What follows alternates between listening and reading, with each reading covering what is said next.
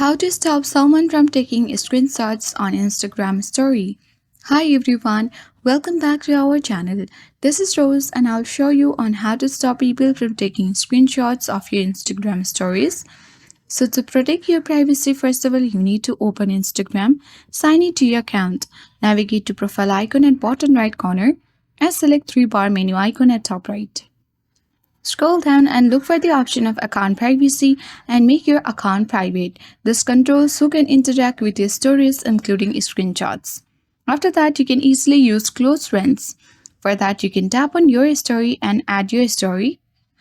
You can tap on the close friends icon at bottom right corner and then steer sensitive content only with a trusted list to limit unauthorized screenshots.